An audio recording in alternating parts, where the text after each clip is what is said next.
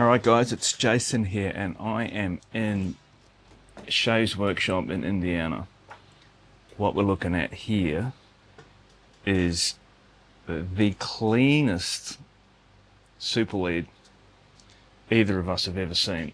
It's a 1974, I believe. It belongs to my friend Mark from Shea, who's out in Boston. And if anyone who's watched the channel might remember, Mark was the owner of the Mike Soldano modded JMP that Shea and I worked on back in May 23, right? Which is an amp that we loved and became the basis of what became Club Secret 23 as a starting point anyway. So this thing, right, we're going to open it up and we're going to have a real good look at it. We haven't turned it on yet. It does have a problem. It oscillates as soon as you crack the volume. Mark's showing me a video of that happening. But the story behind this amp is that a family friend passed away and Mark was contacted as to whether he'd be able to help value or inspect this amplifier. And it had one owner from 74 all the way through to now. Still had its original slip covers and he had the original store receipt as well. So man, this thing's a time capsule. It's going to be pretty interesting. Okay guys, checking out the rear, obviously, this thing. Has anyone ever seen a 74 with the gold still looks gold? I mean, look at that. Normally this stuff fades away.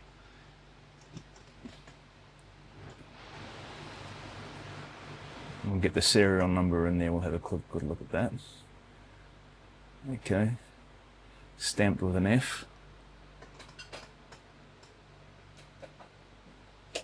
Alright, we're going to open it up. I know we're into the minutiae here, but I wanted to show you how clean this head shell is. You never see this an amp this old, right? Normally these things have been pulled in and out of their head shell so many times that the shielding is all ripped up and scratched and coming away. This thing, brand new. All right, so what is this, a 74? 74. Okay, so we've kind of inspected it over a little bit. We've noticed it's definitely got the 0.68 presence cap. Sometimes these came with a 5K pot instead of a 22K. So we'll have to measure that and see. At least to put that resistor to ground there to change the sweep. We have noticed over here, a little light on there, these diodes don't look so great. Definitely we will probably replace those. We're gonna find out. The ones they make now are just much more superior than the shit they had back in the day. Not a huge fan of these bias caps. We found a few resistors on the board that have been top soldered. So we've got these 150Ks right here. I believe those have been top soldered. That's for the power tubes. It's got 6550s in it. And then there's a bias resistor over here that's been top soldered, which is a 15K. So what I think we should do, just in case, because those have been made, I think we should pull the power tubes and then test the negative bias voltage right here, and to make sure that we've got correct bias. We can check our B plus line 2 without the power tubes in there. Just more of a safety precaution. Won't blow anything up. Yeah. So we'll start there. Alright, so we're going to power this thing on with no power tubes in. So the preamp tubes are in. We've pulled the 4 6550s, which are old. Let me see this, right? The old Tungsol made in USA. Nice piece of history there. Alright, so we're going to bring the mains on, keep it in standby, because the first thing we want to check is the negative grid voltage for the bias. on the power tubes. Okay, so we're going to do that. Let me just move this voltage over here. Perfect. So let me get straight onto this grid here. Okay. Minus 53, which is a high. That's a, you know, well, for 6550s maybe that's normal. Yeah, it's a low. For an EL34 it's high. It's a very low bias. Yeah. You did run them really cold, don't you, with a 6550?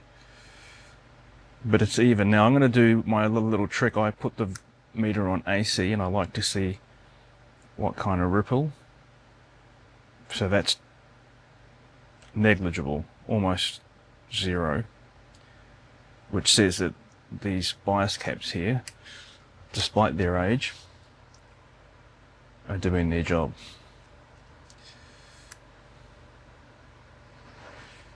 Alright, so if that kind of trends down to nearly zero, it would never be dead zero. That's testing how much AC ripple is still left on the DC. So that's pretty good. So man, they're all getting minus 53. I think we'll take it out of standby now, right? Yep. Let's see what's going on from a B plus perspective. This is exactly what my brain was thinking at the time. So I'm going to go. I don't know if you guys can see the meter here. It's, Yeah, that's good. we can just kind of rest it on the chassis there nicely. I'm going to actually go straight on to this first mains filter cap. Right, so 478 DC. Perfect. Pretty healthy. Pretty healthy, right? These mains filter caps are in series, for anyone that doesn't know. So what we should have on the other guy is half that voltage. There you go, so 239. Okay, so this is the HT fuse, so this should be the same. Yep. All right, full B plus. And from there, it comes over to this connection here, which is going to be the same. And now we're going to go through the choke. Okay. And the other side of the choke's this guy. Yep. Now you get like, you should only get a small voltage drop across the choke, a couple of volts, which is what this is doing. 478, 477, okay. At this point in the amp, Are these all 8.2K? Or are these 10K resistors, the dropping resistor? they look like they're 8.2. Throughout the whole amp. Boom, boom, boom, all the way down. That's interesting. Yeah. Common to see it here, not so much here. They ran out. Yeah, they ran out. Always. By this stage in the B plus, again, I'll do my AC trick. The AC should be in millivolts, negligible, coming down to zero. Before the choke, which is this guy, we'll have normally 1.5. Well, it'll be 1.5 once those power tubes go in. Maybe higher. Okay, the power tube's not in, so it's not drawing too much current. Okay. Very good check off the stakes.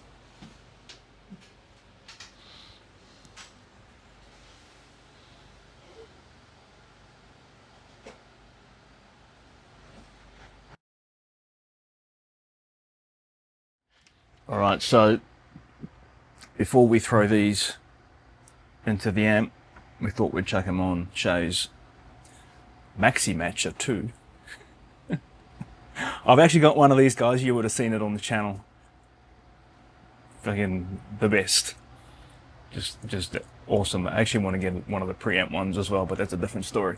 Okay, so consulting the chart here, you can see the guys have got all the octal types and how you'd set up the tube tester to test them. So obviously here we're right here at 6550s. We want the plate voltage at 400. Set the bias on here to minus 48. Now we checked it. That's about what it was in the amp. Yeah, it was minus 52, wasn't it? 53, yeah. No, it's pretty much right on it. And these are the readings you want to get in this range. So we're obviously just looking that they, well, A, that they work and conduct, and B, that they are matched. So here we are on number 1. Let's call that 24 millivolts, and let's go to number 2. Ooh, a little bit of a jump. Okay, so 32, we can see that. Okay, look lower again. Oh, And lower again. just that one is out. But if we match them, so if like these two guys together, 52. These two guys together, 55. So as a matched, keep them in this order, they'll be okay. You need to remember the order. There's the transconductance too. So what's the split? 3.2. You're on 3.2. Yeah, anything greater than 3.2.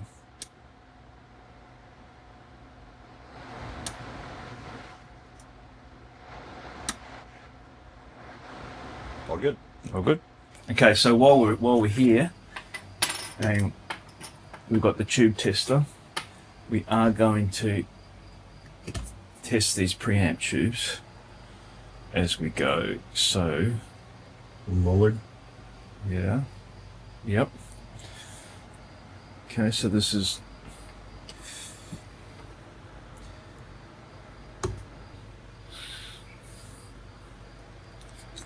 made in England. Tube sockets seem pretty tight, which is great. It's probably never been pulled These have out. probably never been pulled out ever. No. Okay, so we just waited for these guys to heaters to warm up, right? So what we're looking at, you can select between the 4 sockets. We're on number 1 here, and if anyone watched the channel will know, or you probably know, right? You get 2 triodes in the 12AX7, and so with the tester, we've got side A, side B, and we can see the gain level for A and B. Now, as a point of reference, I just asked Shea what would a modern production JJ deliver. Close to 100, maybe 100. So these are slightly lower gain than a modern tube, but you can see in this position here, which was V1 in the amp, that's a tight match in terms of balanced. Let's move to number 2. Okay, just let it settle for a little bit. Slightly more gain, but again, tightly balanced across the 2 triodes. And let's look at number 3. Let it settle for a second. Looks real similar to what we saw with number 2. And that's the phase inverter position. And look how tight. So we haven't cleaned the pots yet. We want to do that, but we also want to try it without, just in case. So we're gonna, hopefully we'll have some squeals or something. We're gonna find out. And just as we do that, let's check out this fresh guitar. Look at this thing. Graffiti yellow. Beautiful. Look at it. Oh my God. Dust on it. Pretty cool. All right, are we ready? We're ready.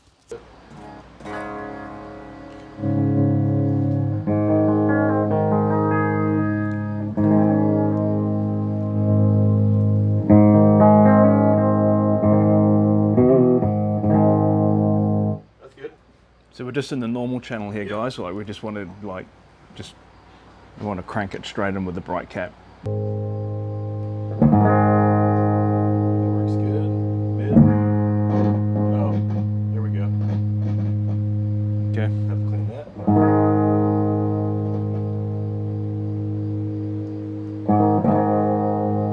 Works good. Works.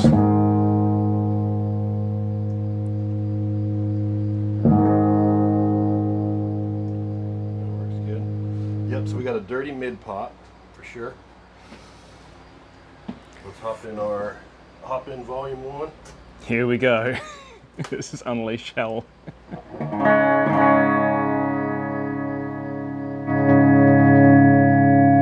There's a little bit of crackle on that, so that On that pot. Yeah.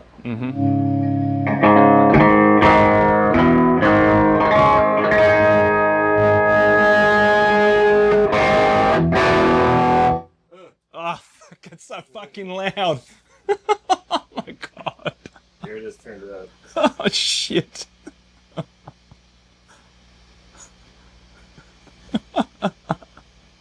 Oh my god.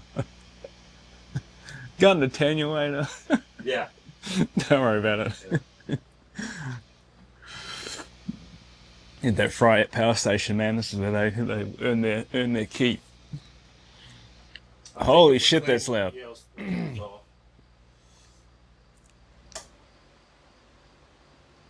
think if we cleaned, the volume 1 needs it, and mid needs it. Get in here, we'll look at these pots here. I think you've already talked about these. They've all got the red gel on them, so they've pretty much, this looks completely stock, right? Nothing's been changed out.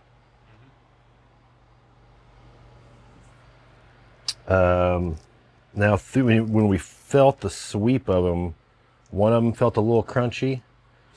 So usually what I like to use is this. Now, I like the red one better than this, but I have this. I'm out of the red. Also, you can use this. So we'll probably do a little bit of both. We'll see where we're at.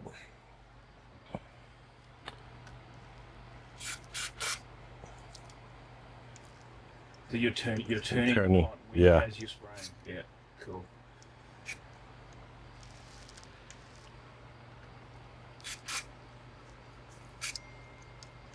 Yeah, see, this one was a dirty one. Just even spraying it in there, it feels 10 times better. This mid pot, is that the, oh, that's the treble pot. Wonder what that is. See, it's a different kind of pot. Yeah. We'll do a reading on that, see what we got there. I measured 270K. Oh, okay. The base was a little high. The base pot was rated about 1.2 meg.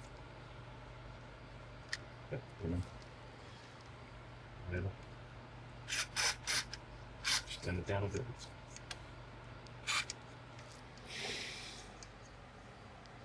Okay, so before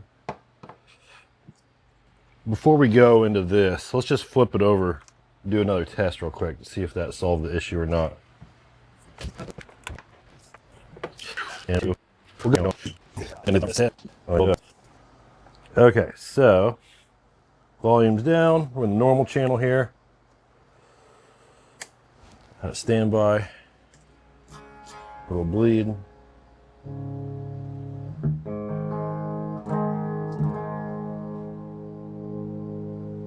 Okay, this mid pot was the one that had the scratch before.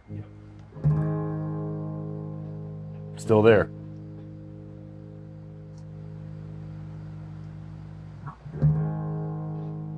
Right there, it's in the very bottom of the sweep there. Okay, let's check the other one. So this volume pot for the bright channel had a little crackle to it too.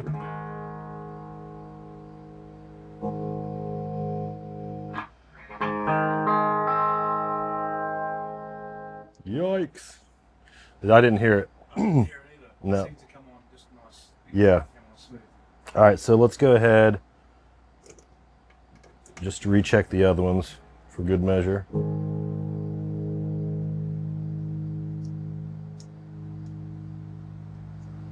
Okay.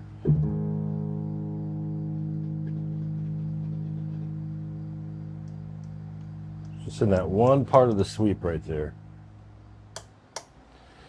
Okay, so let's try the gel now.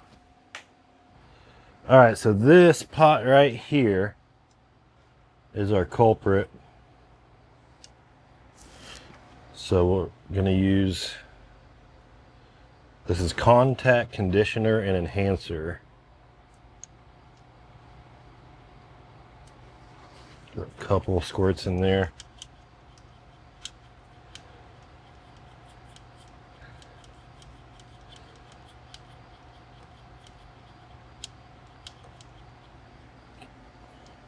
I will say this, and I don't want to jinx myself, But this stuff right here is undefeated for a scratchy pot with me. It's never not fixed an issue for a scratchy pot. So let's find out.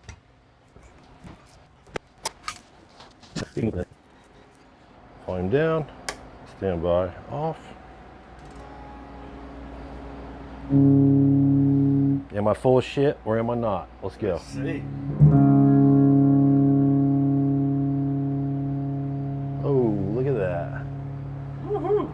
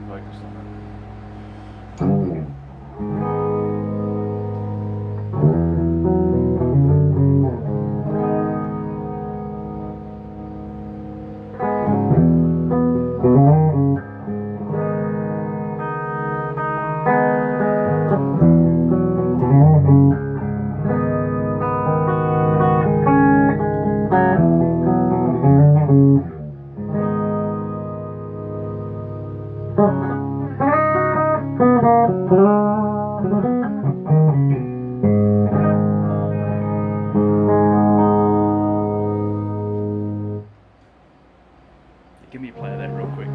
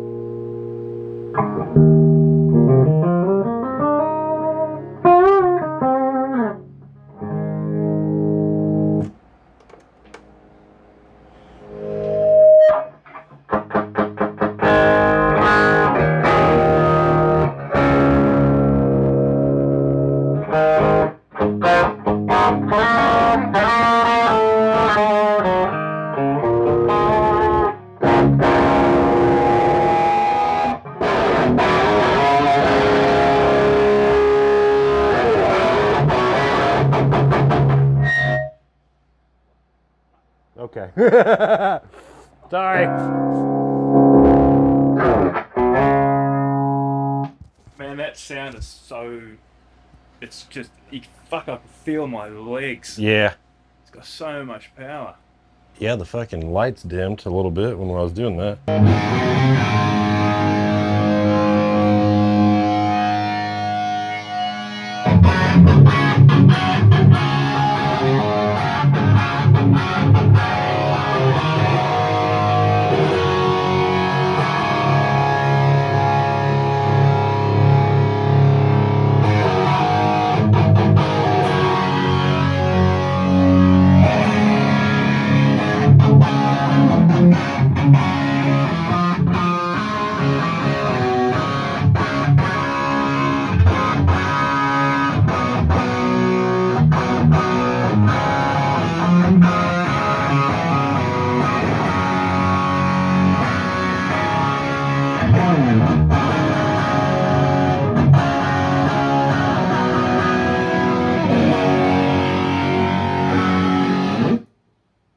Pretty quiet, noiseful. Yeah, it's good.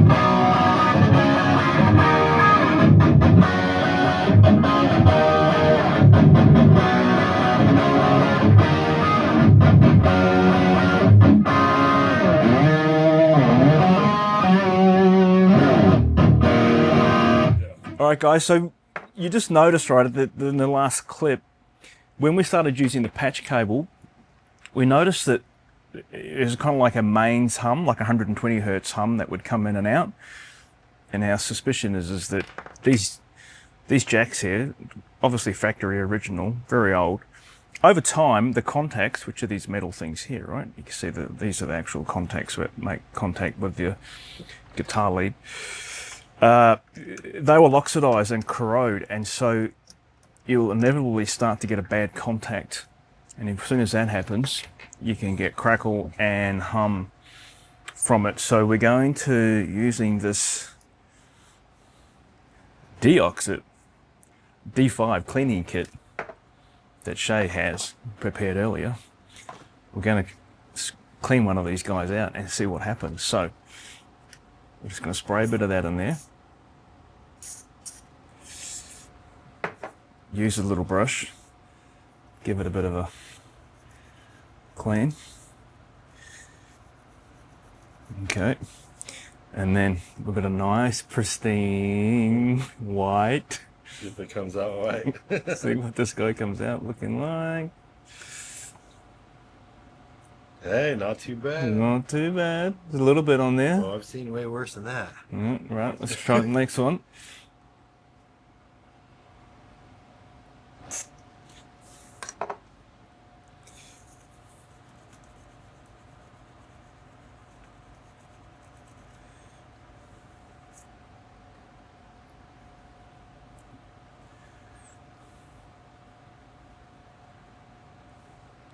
Yeah, it's like the cleanest 74 super lead known to mankind. Yeah, that's right.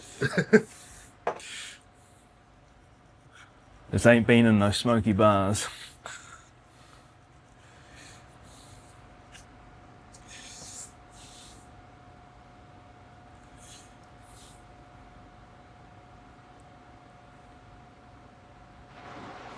Yeah, Getting dirtier. A little dirt in there.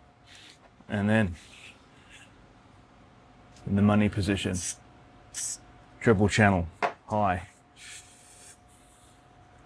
This is the only jack that matters. Well, pretty much. The rest of them are just for show.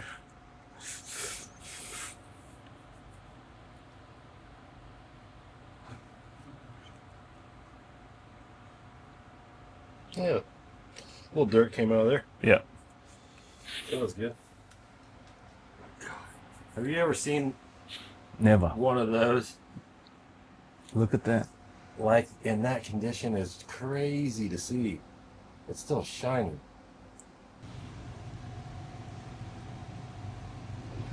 Shirley. Is a Shirley. 74. Have you ever seen a tag board so in such good I condition? know. I'm sorry. What does it say? Shirley and Ann? Or is... I don't know. Hard to read. Pretty cool, though. Check out the transformers on this side. Yeah. I mean, look at that. That's clean. Super clean. Tag now C. They honestly look newer 73. than the transformers that come out of the Marshall amps today. I know which ones I'd rather have.